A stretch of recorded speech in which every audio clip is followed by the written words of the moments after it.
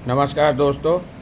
आज के इस वीडियो में मैं रिटायर्ड होने के बाद कुछ आंखों देखे अनुभव आपसे शेयर करना चाहूँगा।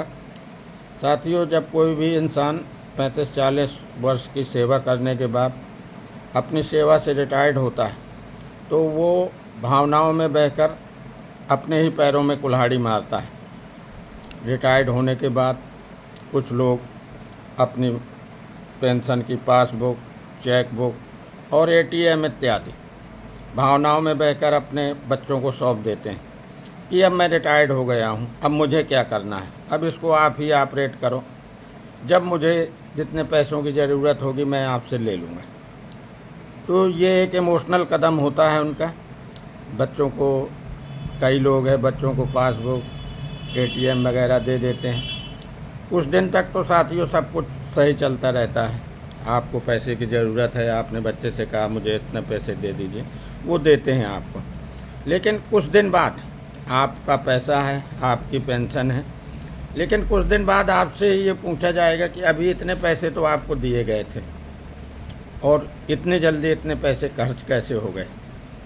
इस तरह की परिस्थितियों को मैंने अपने कई वरिष्ठ साथियों को जूझते हुए देखा है और बाद में वो अपनी ही पेंशन और अपने ही पैसों के लिए किस तरह से असहाय हो जाते हैं और फिर घोर डिप्रेशन का शिकार होते हैं। तो साथियों, मैं ये कहूँगा कि जब तक आप सक्षम हैं अपना खाता ऑपरेट करने के लिए, एटीएम ऑपरेट करने के लिए, तो आप अपने ही हाथों से एटीएम ऑपरेट करें।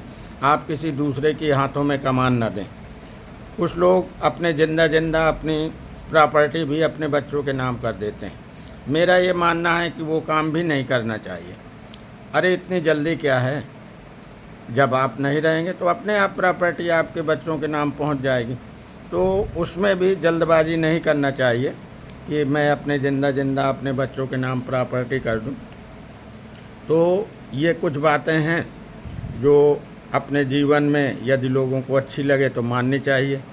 आपने 35-40 वर्ष सेवा की है, उस सेवा के दौरान बच्चों के पालन पोषण, पढ़ाई और मकान इत्यादि बनाने में आपने अपने बहुत सारे शौक़ों को कुर्बानी दी है एवं बच्चों को सक्षम बनाया है। अतः अब आप जिन शौक़ों को अपनी सेवा काल में पूरा नहीं कर पाए हैं, उन्हें अब आप अपनी पेंशन से पूरा कीजिए। आप पति पत्नी अपने घूमने फिरने में पैसा खर्च कीजिए, अच्छे ब्रांडेड कपड़े पहनिए, अपने स्वास्थ्य के प्रति सचेत रहिए, अपने स्वास्थ्य में पैसा खर्च करिए। एसी के बिल की चिंता मत करिए कि एसी का इतना बिल आएगा, एसी चलाइए और अपना स्वस्थमय जीवन, सुखमय जीवन व्यतीत करिए। साथियों, यदि बात अच्छी लगे तो लाइक, शेयर, कमेंट ज़रूर करें और मुझे फॉलो करें। नमस्कार, जय हिंद।